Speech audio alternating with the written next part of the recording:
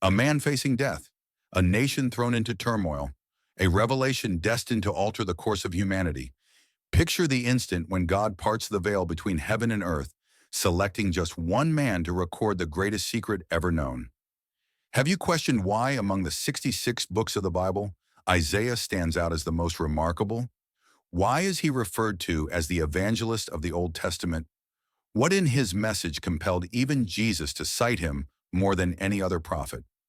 Today you will uncover something that will permanently alter how you read the Bible. Prepare yourself because what follows is not merely history, it's a secret code meant for our generation.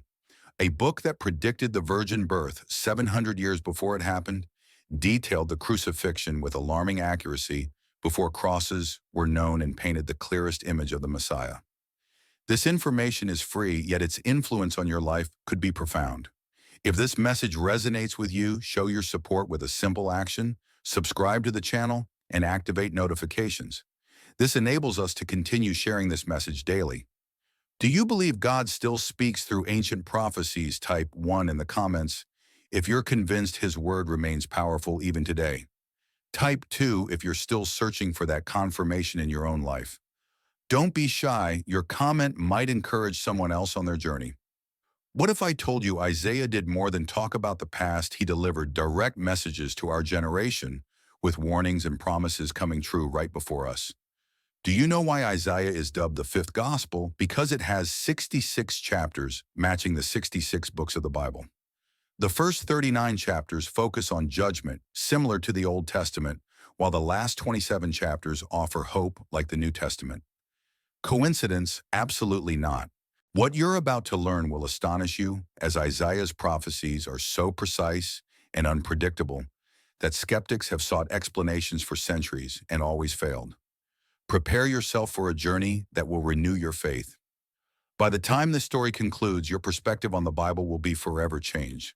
That year, Jerusalem was enveloped in darkness.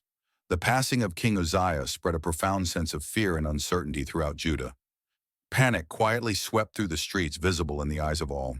The king had reigned for 52 years, ensuring peace and prosperity, but his death marked the onset of a bleak and uncertain era. Isaiah, a young priest from a respected family, observed all this with increasing worry. Raised on tales of God's majesty and familiar with temple ceremonies from an early age, he now saw Jerusalem drifting away from its path. Corruption and idol worship were penetrating the core of the sacred city. Nobles and priests, supposed to embody righteousness, pursued selfish interests instead. Isaiah was deeply distressed. Seated in a small room near the temple, Isaiah silently reflected. The wind howled, banging fiercely against the windows, as if signaling impending events. He sensed a major change was imminent, but could not pinpoint what exactly. His heart was uneasy, a blend of fear and hope. Suddenly, the door flew open, breaking the quiet. Brother Isaiah, called Jeremiah, his close friend. Have you heard our borders are at risk? The Assyrians are advancing. They believe with Uzziah gone, we are vulnerable. Isaiah exhaled deeply before replying. And our people, Jeremiah, how do they respond? Jeremiah lowered his gaze, appearing defeated and lost. Some talk about forming pacts with nations that worship other gods. Isaiah's face grew even more solemn. Jeremiah, our deliverance isn't in earthly alliances. We must return to the God of our ancestors. Jeremiah met Isaiah's gaze intently. But who will listen at a time like this? Who will hear your message? Isaiah paused, staring toward the horizon where storm clouds gathered. Maybe no one will hear me now, but someone has to speak. Someone must remind our people who the true king is. Jeremiah nodded deeply, moved by Isaiah's steadfast determination. Later, as Isaiah walked toward the temple, he noticed men arguing nervously in the streets and women crying over sons who might soon be sent to battle. An elderly priest approached with a discouraged expression. Young Isaiah, do you honestly believe God still listens to us? Just look around. God has forsaken us. Isaiah responded with calm firmness. God would never forsake us.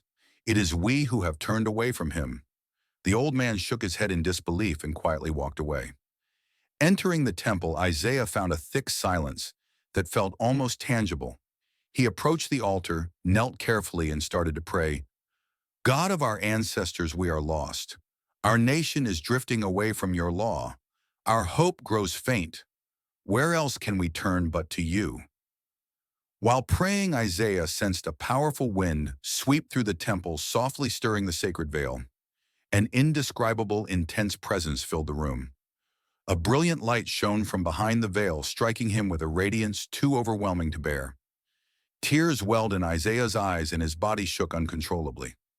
"Oh Lord," he whispered with a trembling voice, "what am I witnessing?" A deep, majestic voice echoed, "Holy, holy, holy is the Lord of hosts. The whole earth is full of his glory." Isaiah collapsed to the ground, overwhelmed by the vision's power. Feeling utterly unclean and unworthy, he cried out in despair, "I am ruined, for I am a man of unclean lips, and I live among a people of unclean lips. Yet my eyes have seen the King, the Lord of hosts." Suddenly, a heavenly being flew quickly to the altar, holding a burning coal with tongs. Isaiah's heart raced. The being came calmly and mercifully toward the young priest, bringing the coal to his lips. "Do not be afraid, Isaiah," the celestial being said softly but firmly. "This coal has touched your lips. Your guilt is removed. Your sin is forgiven." Isaiah experienced a deep burning pain that was also freeing. Then the divine voice echoed once more through the temple, "Whom shall I send? Who will go for us?" Slowly, Isaiah lifted his head. Despite knowing the hardships ahead, he felt compelled to respond. With determination, he spoke, "Here I am, Lord, send me." If you were in Isaiah's place, how would you respond? Comment 1, if you'd be willing to follow God's call no matter the cost. Comment 2, if you're still building the courage to say yes. There's no wrong answer, just an honest heart. What Isaiah did not realize was that the vision he had witnessed in the temple would haunt him forever. Still kneeling on the cold floor, his heart pounding and mind in turmoil, his lips still tingling from the heavenly coal's touch, a new reality unfolded beyond human comprehension. Everything around him seemed to vibrate, the ground walls, even the air pulsed with a mysterious power. An intense light appeared, forcing Isaiah to shield his eyes with his hands against its blinding brilliance. Peeking through trembling fingers, Isaiah caught sight of extraordinary details. A majestic throne stood before him, elevated and glowing with a pure, penetrating light. On the throne sat the Lord, an immense, unmeasurable presence, whose face could not be seen due to the overwhelming glory. Surrounding the throne, celestial beings with 6 wings flew ceaselessly. Isaiah watched, torn between awe and fear, as 2 wings covered their faces and feet, while the other 2 wings kept them aloft. A profound and mighty hymn echoed endlessly through the temple, repeating, "Holy, holy, holy is the Lord of hosts. The whole earth is full of his glory." The voices of these beings stirred deeply within Isaiah's soul, making every fiber of his body tremble. The temple itself seemed to shake under the power of this divine declaration, while smoke gradually filled the space, partly obscuring his sight. Consumed by fear, Isaiah murmured, "How can I be here? This is too great for any man to endure." Each repetition of the heavenly chant deepened his painful awareness of his own impurity. It wasn't mere fear, but an overwhelming shame in the presence of divine perfection. He bowed his head, a tear slowly rolling down his cheek to the temple floor. "I am ruined," he whispered, shaking under the weight of the terrifying vision. "I am unworthy. I do not deserve to witness such glory. I am a man of unclean lips, living among a people of unclean lips." Isaiah clasped his hands over his chest, attempting to relieve the crushing weight upon him. His breathing became labored, and his body weakened under the overwhelming vision. "Why have you brought me here, Lord?" he groaned, feeling utterly incapable of enduring such holiness. Still kneeling, Isaiah noticed the voice reverberating in the temple grow stronger. He realized the temple's very foundation shook beneath the power of the heavenly proclamation. Overcome, Isaiah wept deeply, fully aware of his unworthiness before the flawless holiness surrounding him. "There is no salvation for me here," he whispered in despair. "I stand before the living God. No mortal can survive his presence." Suddenly, a shadow passed over Isaiah, breaking his sorrowful thoughts. He slowly lifted his head and saw one of the seraphim swiftly approaching. His heart raced, fear gripping him, certain this was the moment of his end. The celestial being held something in its hands.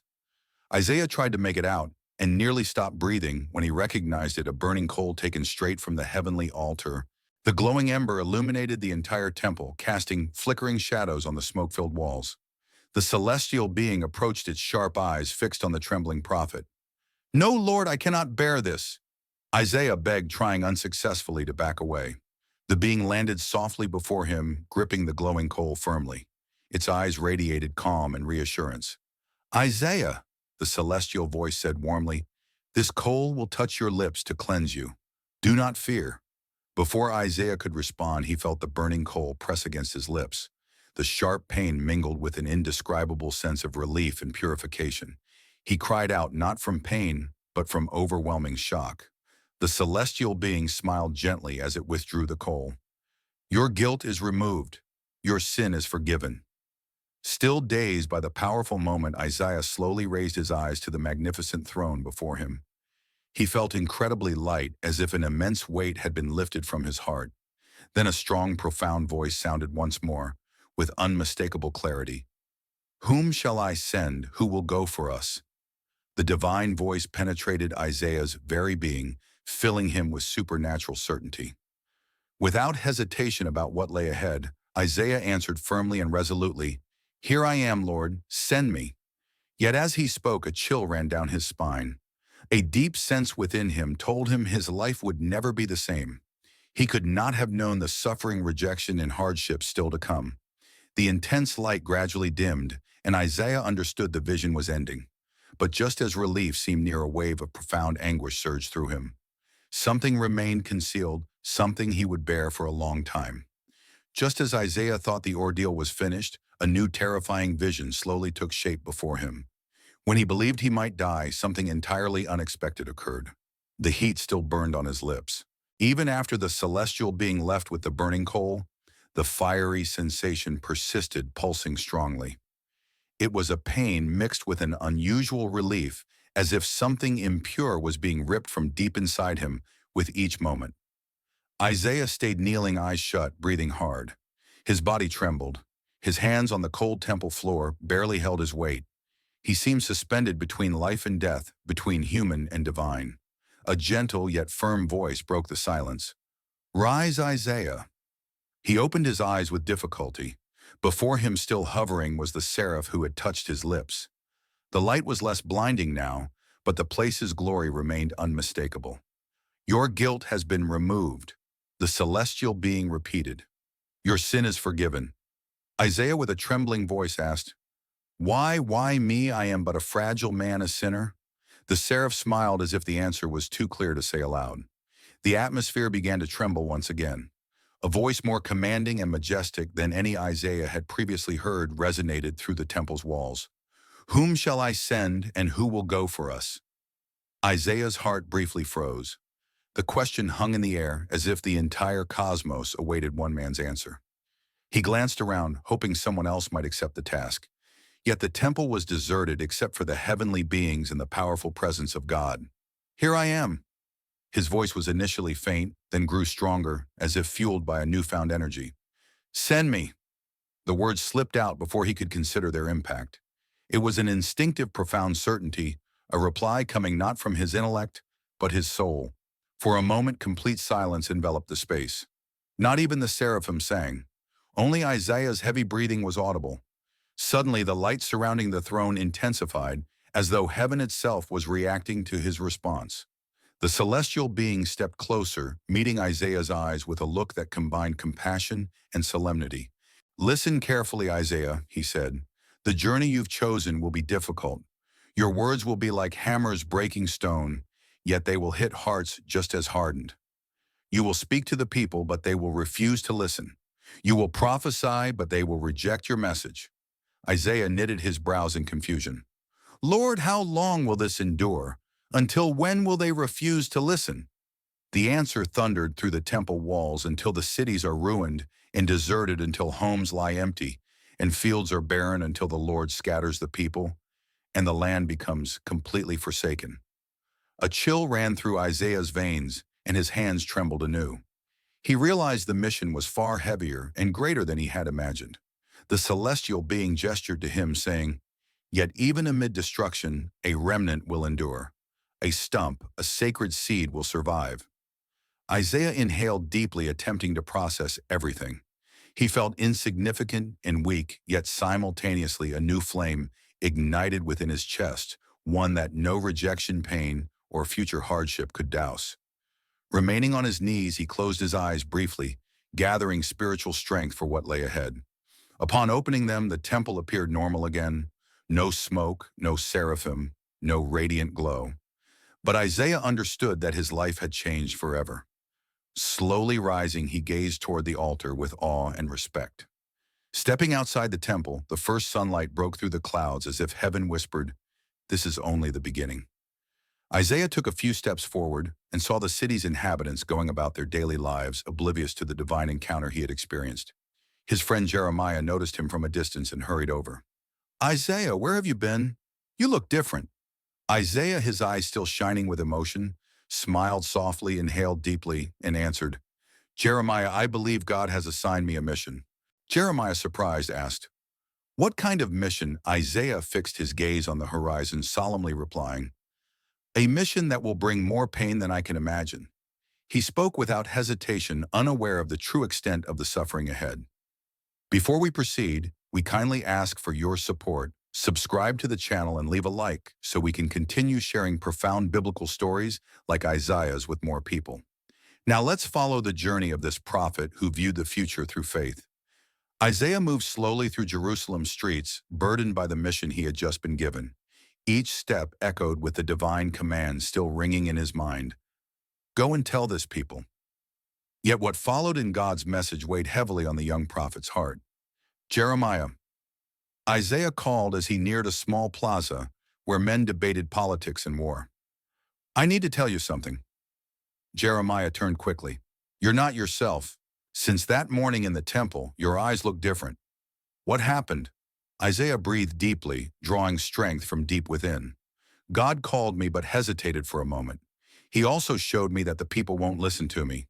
"What do you mean?" Jeremiah asked, frowning. "God said they will have ears but will not hear, eyes but won't see. Their hearts will harden." Jeremiah paused, absorbing the words.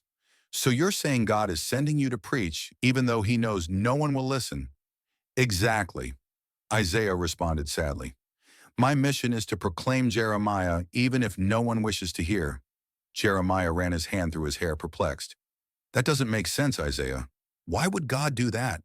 Isaiah sighed deeply. "Because even amid rejection, there is a higher purpose. A remnant will be preserved. A holy seed will endure." The two walked quietly until they reached the market entrance. There Isaiah noticed a group of religious leaders, the same ones he had often seen in the temple. Cautiously he raised his voice. "O people of Jerusalem, thus says the Lord, listen carefully, but do not understand. Look intently, but do not perceive." Some men paused to listen, but others shook their heads, scoffing. "Another prophet preaching doom," one muttered. "We don't need prophets, we need soldiers," shouted another. Isaiah, his eyes resolute, pressed on. "Harden the hearts of these people, O Lord. Close their ears and blind their eyes until the cities lie in ruins and the fields are devastated." Silence blanketed the square briefly, but laughter and jeers quickly resumed. "Go away, Isaiah," an old man shouted. "We don't want your threats." Jeremiah grabbed Isaiah's arm. "Let's go, Isaiah. They're not ready to hear." As they walked away, Isaiah suddenly paused and glanced back. Something inside him signaled this rejection was just the start of a long and painful journey. That night in his modest home, Isaiah knelt in prayer asking, "Lord, how long? How long must I preach without being heard? How long will I witness my people moving further away from you?" The response came quietly in his mind: until the land is ravaged, until chaos blankets the cities, until only a scorched stump remains. Yet from that stump, life will emerge anew. Isaiah opened his eyes, slowly overwhelmed by both fear and hope. Days passed and news started arriving. Enemy armies advancing, hunger, spreading injustice, escalating in the streets. Isaiah's prophecies were unfolding right before him, yet the people remained indifferent. One morning as he walked through the marketplace, he heard women crying. "Another village has been destroyed," one lamented. Isaiah clenched his fists. "They must hear, they must understand," he whispered. Jeremiah appeared from around a corner. Isaiah, will you continue until my last breath? Jeremiah asked firmly. Isaiah understood his path would be filled with suffering, rejection, and loneliness. Yet something deep inside assured him God's plan was far bigger than he could grasp at that time. Still, the most profound revelation was yet ahead. Tension in Jerusalem mounted daily. Every morning brought grim reports, defeats in battle, broken alliances, hunger spreading in villages nearby. Isaiah wandered the streets, noting the exhaustion etched on his people's faces. He knew he had to proclaim his message even if ignored, but the burden weighed heavily on his heart. One overcast afternoon, Isaiah was called to the royal palace. King Ahaz, now reigning, looked uncertain, hesitant, and overwhelmed by fear. The looming threat from Israel and Syria had thrown him into panic. Upon entering the throne room, Isaiah felt the heavy tension, armed guards whispering counselors, pale faces full of anxiety. Isaiah, the king cried out desperately, what does your God say about all this? We are surrounded by enemies. My heart is filled with dread. Isaiah inhaled deeply, closing his eyes momentarily to gather strength. Then stepping closer to the king, he said firmly, Hear me, house of David. Do not fear the two smoldering sticks of firewood, those kings of Syria and Israel. King Ahaz, anxious, replied, But how can I not fear? They are at our gates. Isaiah stood firm. God will provide a sign to prove he is still sovereign. Pausing, he looked directly into the king's eyes. Behold, the virgin shall conceive and bear a son, and shall call his name Emmanuel. A deep silence filled the room. What? Ahaz asked, clearly puzzled. A virgin conceiving a child? That's impossible. The advisors murmured among themselves, exchanging doubtful looks. This doesn't make sense, one whispered. Isaiah, you speak in riddles, another said, irritated. Jeremiah, who had come with Isaiah, leaned in and whispered, Are you sure of what you heard? Isaiah nodded firmly. Absolutely. As the men questioned, laughed, and mocked the prophecy, Isaiah remained calm. His eyes focused on something beyond human comprehension. Emmanuel, he murmured softly, almost like a prayer. Leaving the palace, Jeremiah walked beside him, still shocked. A virgin! How could that happen? Isaiah stopped and faced him. I don't know, Jeremiah. I don't understand how, but this is what God showed me. And I know that child will be born one day. Jeremiah insisted, But the people barely believe what you say now. How could they accept something like this? Isaiah gazed up at the gray sky. I don't fully understand either, my friend, but I know I must speak. In the following days, news of the prophecy spread rapidly. Everywhere Isaiah went, he heard remarks about a son born from a virgin. Madness. Some said the prophet has lost his mind. Others mocked him with laughter, sarcasm, and even direct insults. One morning while heading to the temple, a group of young men confronted him. Hey, prophet, one called out. When's your Emmanuel coming? We get it, you love your metaphors. Isaiah stopped and calmly replied, Laugh now, mock today, but the Lord's words never fail. The group laughed loudly as they left. At home, Isaiah knelt once more, as he had done many times before. Lord, why do you reveal things beyond my understanding? Why must I declare such a mysterious sign? The silence of the night was his only reply. Then, with eyes closed and a heavy heart, Isaiah had another fleeting vision, a woman surrounded by light, her belly growing, holding a child in her arms. Emmanuel, he whispered, tears flowing. The vision disappeared as quickly as it came. Isaiah stayed still, struggling to breathe. This goes beyond all human reason, he murmured, tears streaming down his face. Isaiah understood that what he had witnessed was beyond human logic. The weeks after the sign of Emmanuel's revelation were particularly difficult. Jerusalem's tension was escalating like an impending storm. Enemies encircled the borders and fear gripped everyone. Still, Isaiah awoke each morning with unwavering determination to share the hopeful message God had given him. On a chilly morning, Isaiah stood in the city's main square. Merchants were arranging their stalls and townsfolk moved about talking about the recent military dangers. Isaiah called out firmly, Listen, people of Judah, do not let fear overwhelm you. The Lord will provide a sign: the virgin shall conceive and bear a son, and he will be named Emmanuel, God with us. Some paused to listen. Others merely shook their heads and continued on disapproving. From the crowd, a man jeered, Here comes the dreaming prophet again. with his doom and impossible promises. Another with a bitter look said, Emmanuel, what kind of God allows us to suffer like this? Isaiah, undeterred, continued, even amid despair there is hope. This child will be a sign that God has not forsaken us. Even when silence reigns and everything shouts defeat, God remains with us. Jeremiah, standing close, whispered, Isaiah, don't you realize the more you speak, the more hatred you provoke? They regard you with scorn. Isaiah closed his eyes momentarily. I understand, Jeremiah, but if God commands me to speak, I will. Even if no one believes, his word will not return void. That night Isaiah gathered his family at home. Surrounded by his wife and children, he spoke with deep emotion. My children, many laugh at me and say I'm mad, but I want you to know I believe every word the Lord has given me. One day this child Emmanuel will be born, and he will change everything. His usually quiet wife gently took his hand. I believe you, my love. Isaiah smiled, tears welling in his eyes. Days later, some religious leaders came searching for Isaiah at the temple, their expressions stern, almost hostile. Isaiah, the eldest said, we cannot allow you to keep spreading false hope among the people. We are already suffering enough. Isaiah responded firmly, these words are not mine. They come from the Lord of hosts. If he sent me to proclaim hope, that is what I will do. The man snorted angrily. Then may your God protect you, because the people are weary of empty promises. After the leaders departed, Isaiah stayed alone in the temple, his gaze fixed on the altar. Lord, I am weary. My heart is heavy, yet I will not retreat. That night Isaiah experienced a brief dream where he saw a young boy running among olive trees wearing a peaceful smile and surrounded by a calming presence.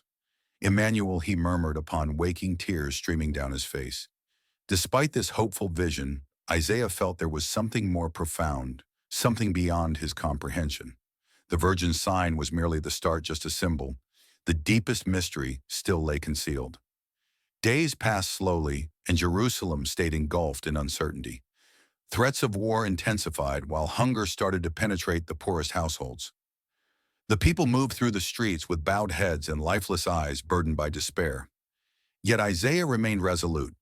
Each morning before dawn, he ascended a nearby hill to pray. Lord, he whispered, lifting his eyes to the darkened sky. You are tired. We stand on the edge of ruin. We need a word, a sign, a guiding light. That morning, while still kneeling, something remarkable occurred. Isaiah felt a tremor throughout his body. A fresh vision flooded his mind as if the heavens themselves had opened. He saw a child, not just any child, with a radiant glow surrounding him, as though God's very glory rested upon this small figure. A divine voice proclaimed, For unto us a child is born, unto us a son is given, and the government will rest upon his shoulders, and his name shall be called Wonderful Counselor, Mighty God, Everlasting Father, Prince of Peace. Startled, Isaiah opened his eyes, his heart pounding. A Prince of Peace, he breathed, still trying to comprehend the vision's meaning. Wasting no time, Isaiah hurried down the hill and ran through Jerusalem's streets until he found a small crowd near the marketplace entrance. Without hesitation, he proclaimed, Hear me, people of Judah, there is hope. The Lord has revealed to me that a child will be born who will bring government justice and eternal peace. His name shall be Wonderful Counselor, Mighty God, Everlasting Father, Prince of Peace. People paused, some intrigued, others doubtful. A middle-aged merchant crossed his arms and shouted, Another child, Isaiah. Wasn't Emmanuel's story enough? Now you bring yet another prophecy. A woman holding her infant asked quietly, When Isaiah, when will this child come? We are tired of waiting. Isaiah exhaled deeply. I don't know when, but I trust God keeps his promises. Jeremiah, always nearby, pulled him aside. Isaiah, do you understand what you're doing? Every word you speak is causing division. Some believe, but many more oppose you. I know, Jeremiah, but this message is not mine, Isaiah said, clenching his fist. I cannot stay silent. That night, lying on his modest bed, Isaiah struggled to find rest. The words of his vision echoed relentlessly, Prince of Peace, Mighty God, Everlasting Father. How could a mere child hold such exalted titles, he prayed. Who is this son? How will we recognize him? The days that followed grew even more challenging. Each time Isaiah spoke publicly, tension intensified. Some religious leaders began to spread rumors that he was losing his mind, claiming his visions were the result of fatigue and despair. One afternoon, while walking through the temple corridors, a group of priests confronted him. Isaiah the eldest said firmly, "Stop talking about these children. You're confusing the people." "Confusing Isaiah," replied, his eyes resolute. "I am declaring the truth. God is speaking." Another priest sneered. "Truth, what kind of God promises salvation through a child? Where is the army? Where is the power we need?"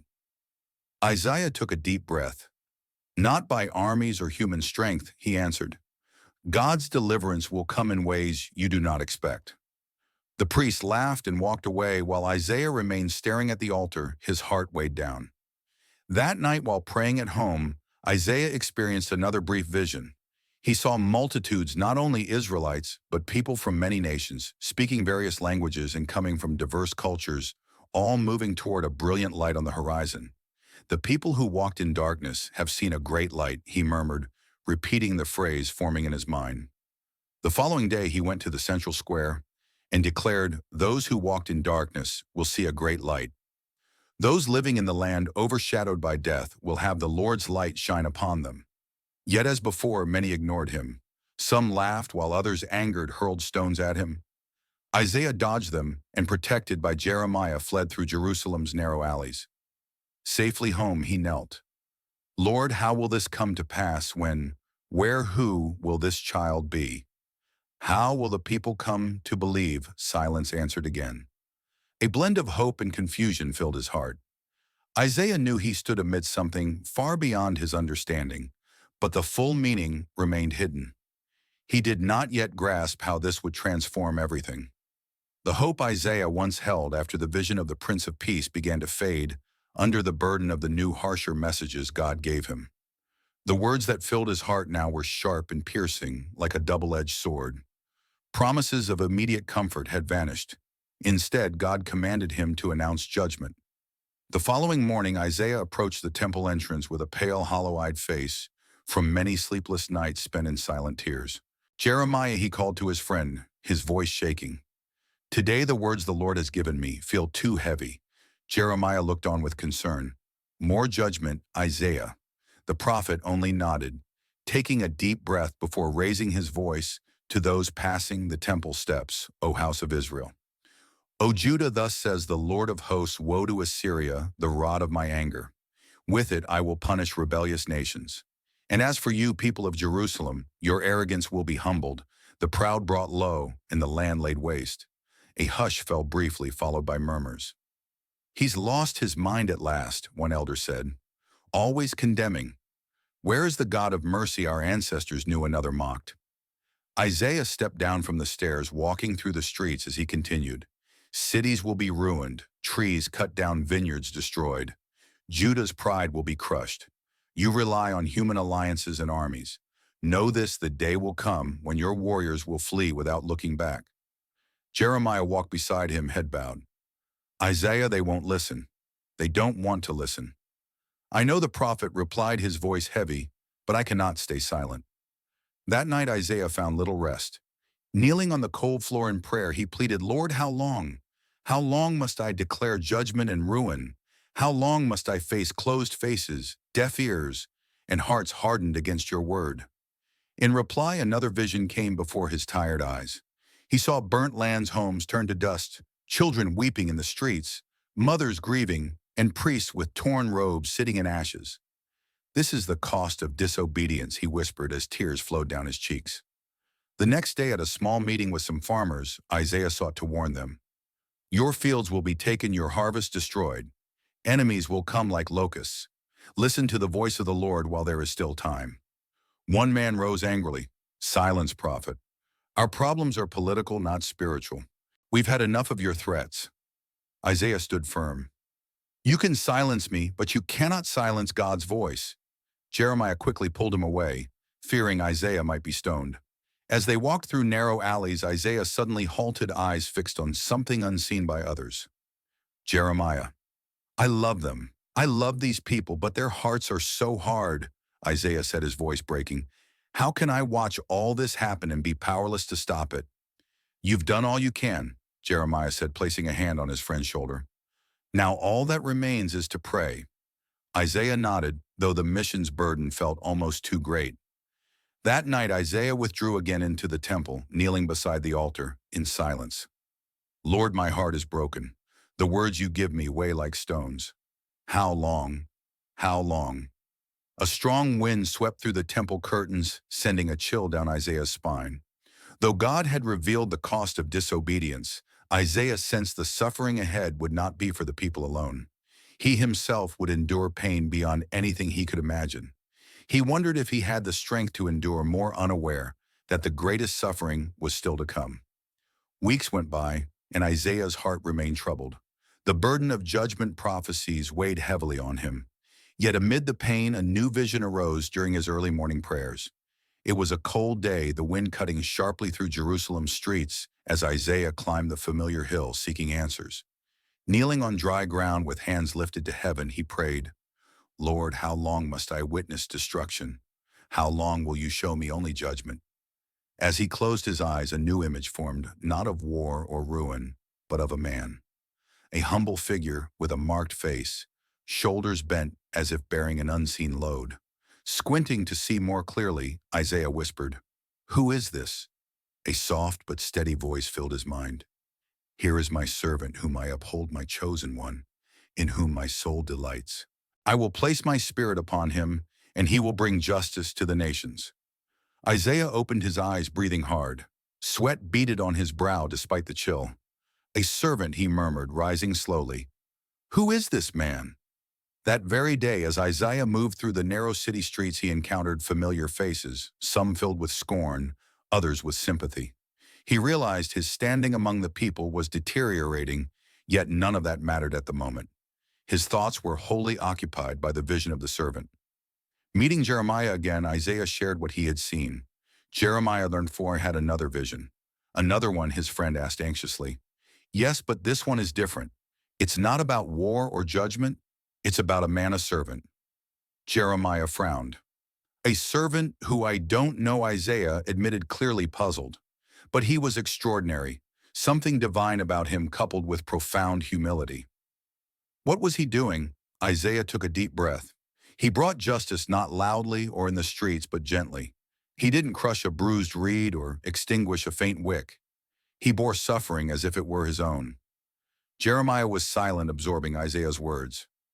Do you think this man is already here among us? I don't know, the prophet said, gazing toward the horizon. But I sense his mission will surpass anything I've ever spoken. In the days following, Isaiah began to write down the words flooding his mind almost as a form of release. Listen to me, you islands. Hear this, distant nations. The Lord called me from the womb, from my mother's body. He named me, he wrote, pausing to take a deep breath, feeling the weight of each phrase. From the womb, he whispered, a chosen one before birth. One afternoon, while crossing the marketplace, a young man approached with a mocking tone. Hey, prophet, now you're speaking of some mysterious servant. What's next? An invisible king, an army of angels. Laughter erupted around him. Isaiah remained silent, though inner turmoil swelled. That night, unable to sleep, the visions haunted him, the servant's compassionate face marked by both suffering and resolve. Rising, he went to his small table where he kept his scrolls and wrote anew, I have made you a light to the Gentiles, that you may bring my salvation to the ends of the earth. He paused, staring at the words, a light to the Gentiles. Such a thought was unimaginable, salvation extending beyond Israel. Running his hands over his face, he struggled to understand. What does this mean, Lord? Who is this servant?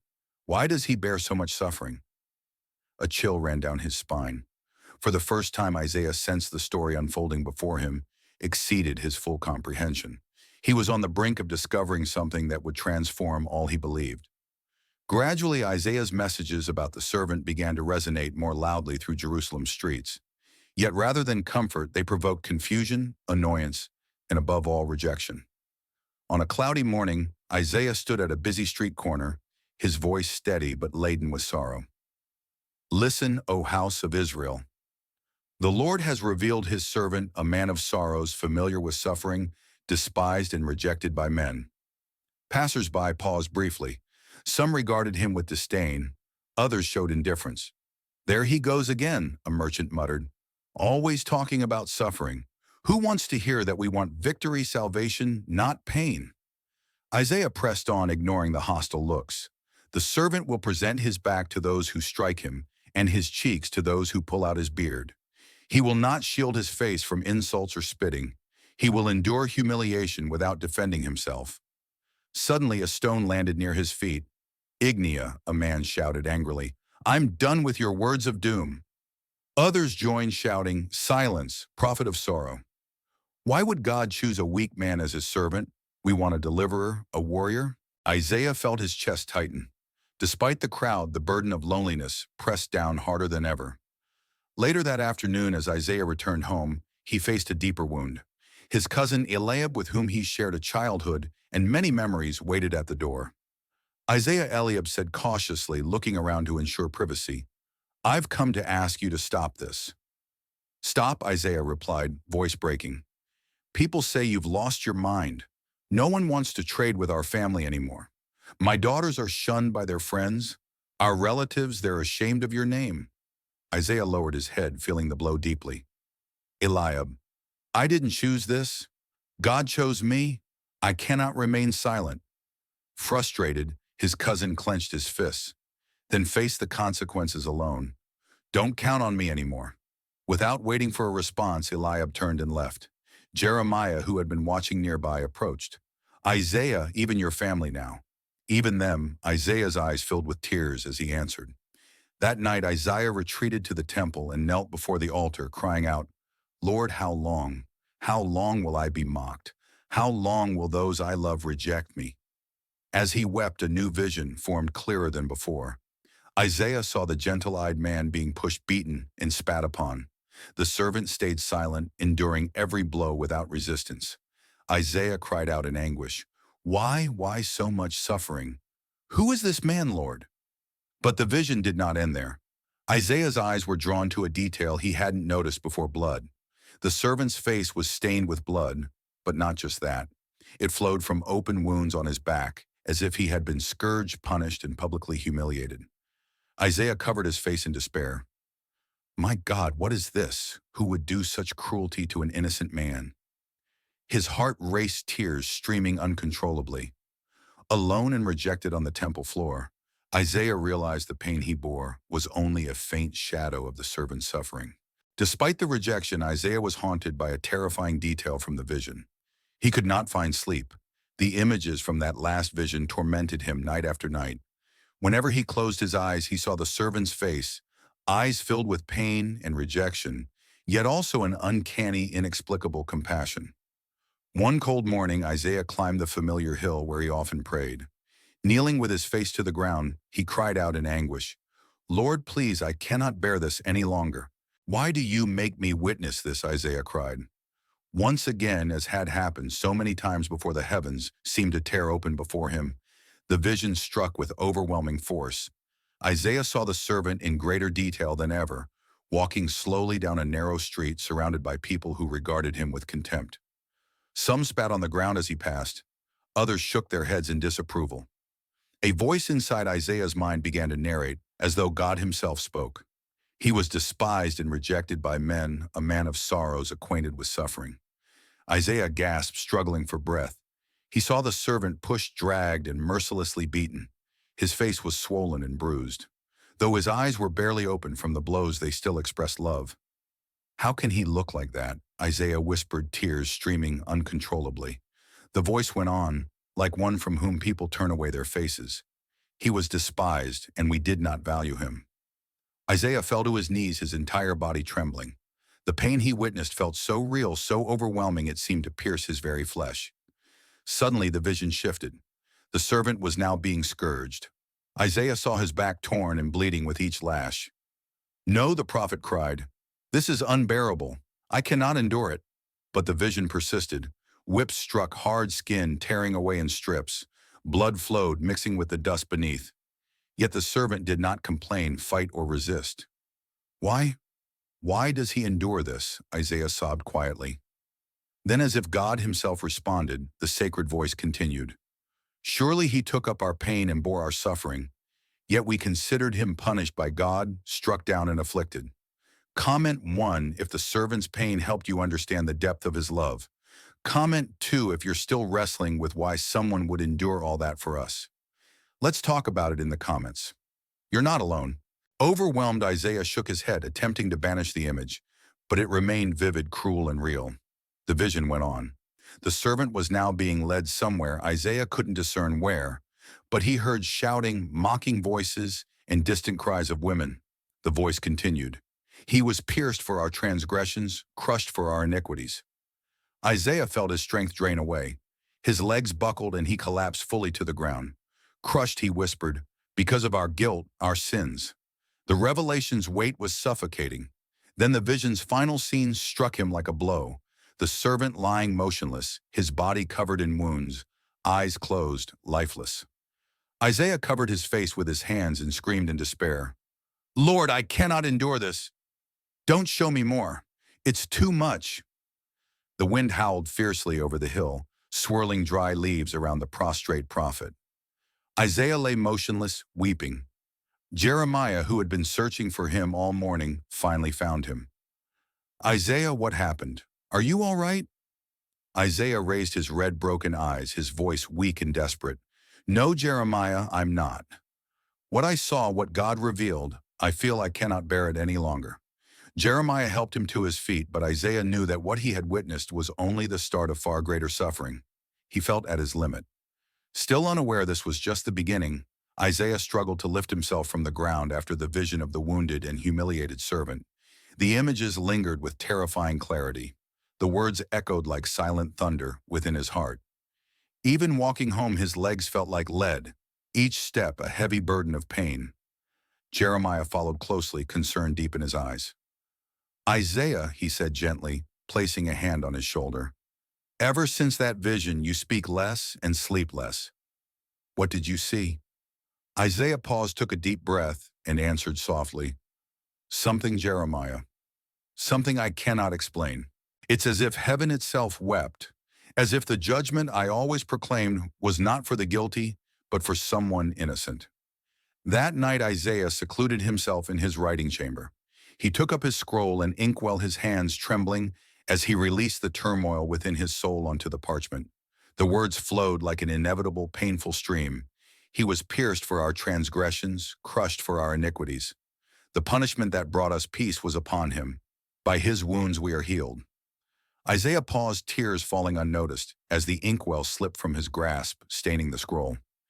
Taking a deep breath to steady himself, he whispered, Pierced, but how? He placed a hand over his heart, feeling it tighten as vivid images returned. The servant was bound to something. Isaiah looked closer and saw wood with arms stretched out, hands and feet pierced by something unfamiliar. What? What is this? He murmured, struggling to understand.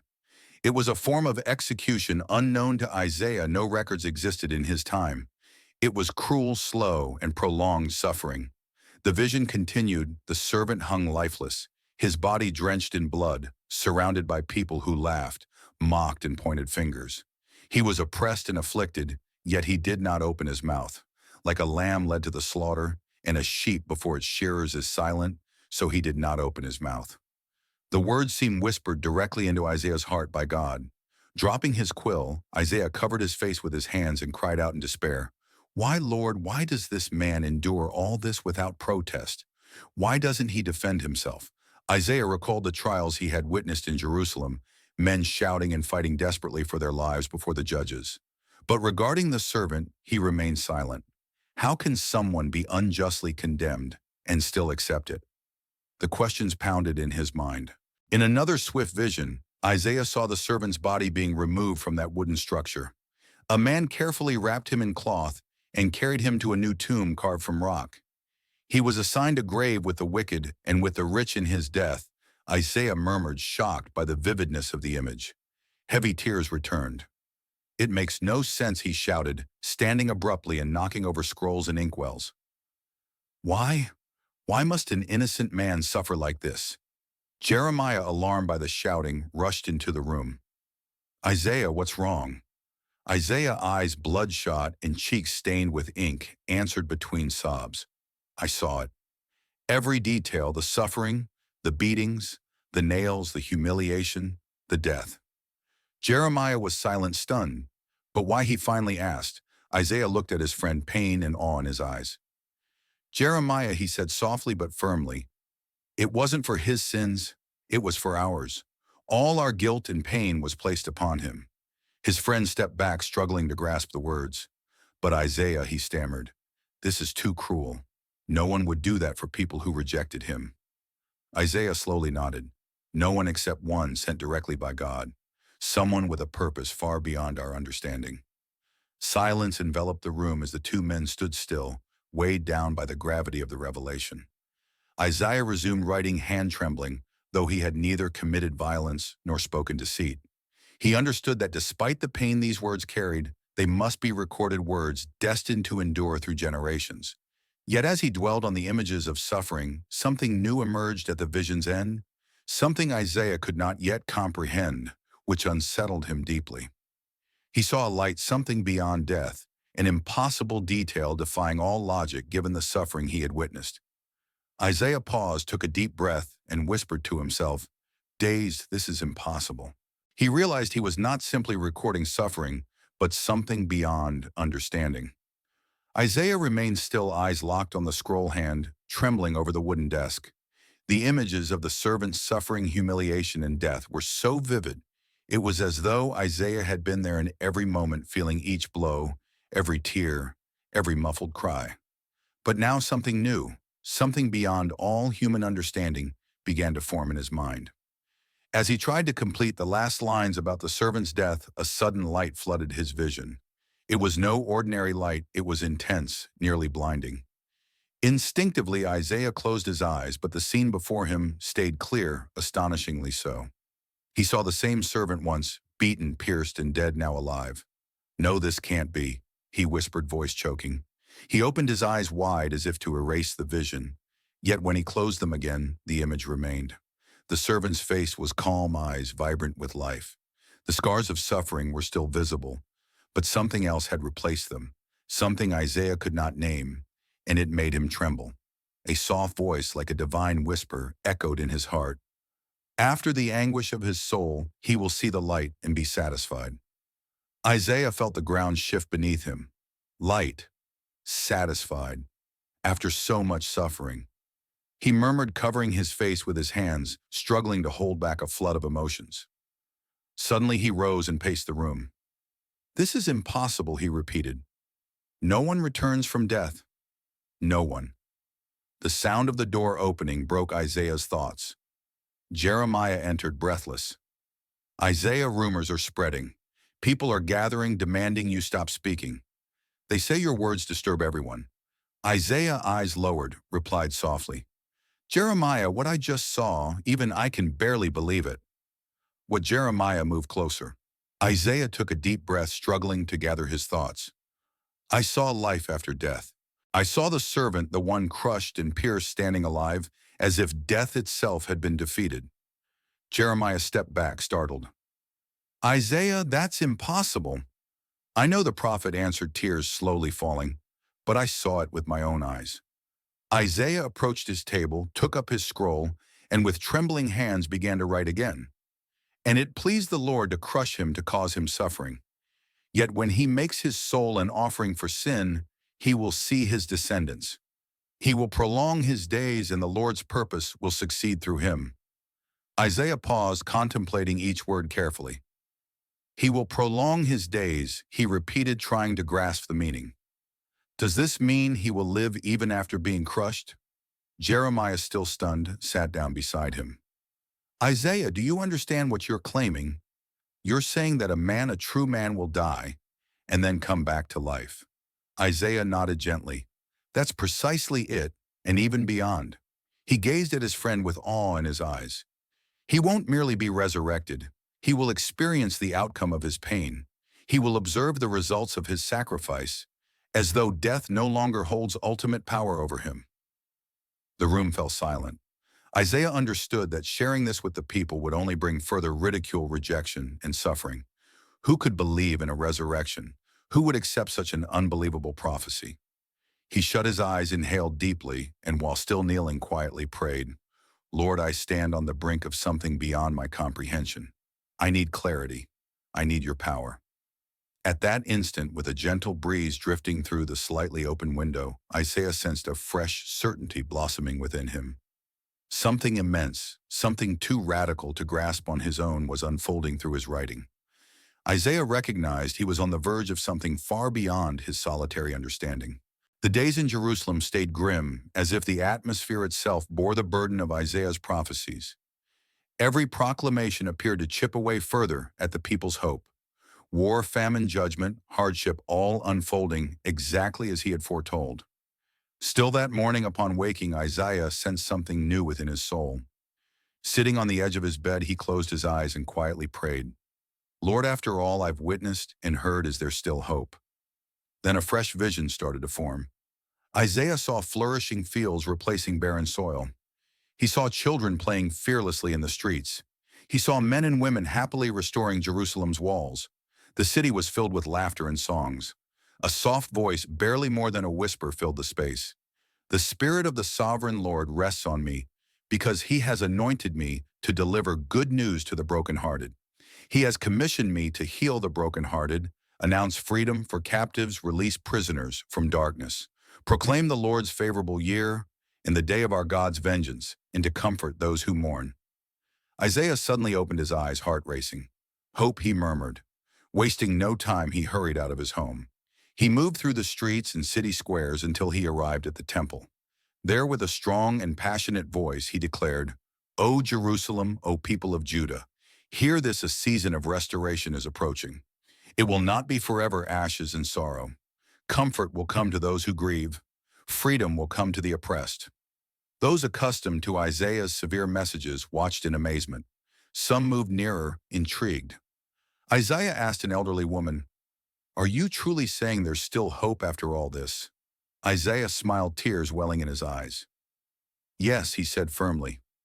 After the darkest night, the sun always rises again. God has not abandoned us. Jeremiah, who was always near, rested a hand on Isaiah's shoulder.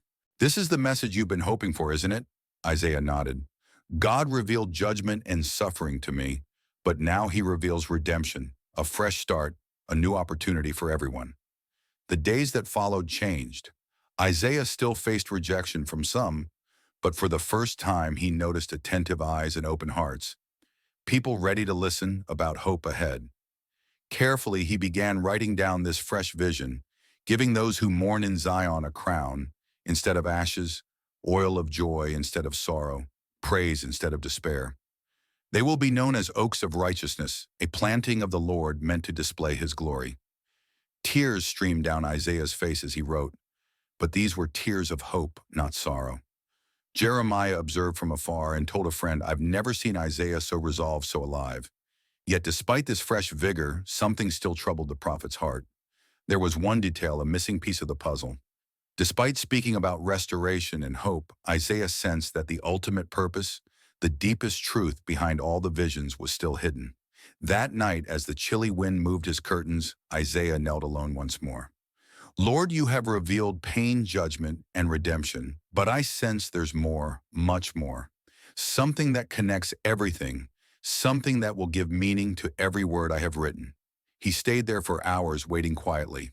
Exhaustion took over, and Isaiah fell asleep on the floor. Yet in his dreams, a new light began to dawn in his mind, a vision both magnificent and terrifying, yet glorious.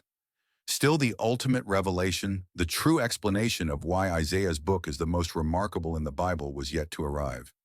Isaiah woke up still kneeling, his face pressed against the stone floor. Dawn quietly entered his humble home, sending golden rays through the window's cracks. His body ached, his knees bruised, but alongside the pain was a new kind of peace mixed with a tension he had never experienced before. Slowly he rose, washed his face, inhaled deeply, and with shaking hands unrolled a new scroll. A force within urged him on. The words flowed with urgent intensity. Isaiah shut his eyes. The visions reappeared, but now everything seemed clear. He saw the servant, the improbable virgin birth. He saw the child mature, filled with wisdom, offering solace to the troubled, healing the sick, and liberating the oppressed. He also witnessed the mockery, the betrayal, the anguish, the death, and then life rising where only death had been before. Isaiah opened his eyes, tears rolling down his cheeks. "My God," he murmured, voice trembling. Everything centers on him. Every vision, every prophecy is about one man, one Savior. Jeremiah hurried into the room calling out, "Isaiah, are you all right? You look pale." Isaiah met him with eyes glowing, as if perceiving beyond normal sight. "Jeremiah, I get it now. I finally understand." Understand what Jeremiah asked. Isaiah breathed deeply, his voice filled with wonder and emotion. All the visions, every judgment, every promise of redemption, every scene of suffering and triumph, it all points to the Messiah, the servant Emmanuel, the Prince of Peace. They are one and the same. One man, one divine plan, one Savior. Jeremiah was speechless, stunned. "But Isaiah, how can this be? You're talking about events centuries in the future. How can you be so sure?" Isaiah took up the scroll and with steady voice quoted, "He shall see the fruit of his soul's labor and be content. Through his knowledge my righteous servant will justify many because he will carry their sins." The prophet lowered his pen, tears filling his eyes as he gazed at Jeremiah. "I am writing the gospel itself before it unfolds." Jeremiah sank into a chair wordless. "This is incredible," he whispered. Isaiah went on, "The nations will behold him. Kings will be silenced by him. He will be exalted, raised high, and glorified greatly. But first he will be rejected, pierced, and crushed on our behalf." Isaiah stood and moved to the window, staring toward the horizon. "I don't grasp every detail, Jeremiah, but I know this: one day when this servant arrives, he will complete all that God has revealed to me. Every word, every tear, every promise." Jeremiah, still stunned, quietly asked, "And the people, Isaiah, will they believe?" Isaiah smiled, his face showing both sorrow and hope. "Some will, some won't. But when it all comes to pass, when every prophecy is fulfilled, the entire world will understand." He closed his eyes, took a deep breath, and with his eyes lifted to the sky, proclaimed, "For the Lord of hosts has spoken, and his word never fails." Now that you've heard Isaiah's story, where do you stand? Comment 1 if your faith feels renewed by seeing how God fulfills his promises. Comment 2 if you're still waiting for clarity and holding on in hope. Whatever your response, it matters, and it belongs in this story too. In that moment, a profound conviction settled in Isaiah's heart. He had been chosen to document the greatest plan in human history, a plan that would only be fully grasped centuries later, but was starting with every word and prophecy he spoke. Now, as he finished writing, Isaiah laid down his pen, breathed deeply, and smiled through tears. So now do you see why the book of Isaiah is considered the most remarkable book in the Bible? The truth it reveals may surprise you. When Isaiah completed his prophecies, he might not have fully comprehended the vast significance of his message. He was simply a man burdened with doubts, fears, and tears, yet also possessing a rare bravery, a man who decided to obey despite facing rejection from those around him. A man who, even without complete understanding, continued to write, to speak, and to prophesy. Today, as we read the book of Isaiah, we do not see just old writings or poetry. We see a prophetic roadmap, a timeline spanning centuries that points straight to the arrival of the Messiah, Jesus Christ. Every detail, from the virgin birth to the harsh suffering, rejection, and resurrection, was fulfilled with an accuracy beyond human reason. But what about the prophecies still awaiting fulfillment? Isaiah also foretold the second coming, the magnificent return, and a kingdom of everlasting peace, where death, sorrow, tears, and pain will be no more. Isaiah 25:8. Isaiah's words serve as an invitation, a call for you to trust, as he did even when rejected, to proclaim hope amid hardship, and to believe God's promises even when everything around you seems to contradict them. If Isaiah, centuries before Christ, could so clearly foresee what we only came to understand later, imagine what God might still reveal to you now. The question that echoes through time is simple yet profound. What about you? Are you prepared to live with Isaiah's faith and courage? Are you willing to trust that just as every word from his era came true, God's promises for your life will also be fulfilled? The book of Isaiah is more than history. It is living proof that God speaks, and when he speaks, nothing can prevent his word from coming to pass. Stand up, believe, proclaim, because the same God who called Isaiah is calling you today. If you appreciated this story, 2 more videos about equally inspiring biblical figures will now show on your screen. Click to watch, subscribe to the channel, and leave a like. May God speak to you as he spoke to Isaiah in the most surprising moments.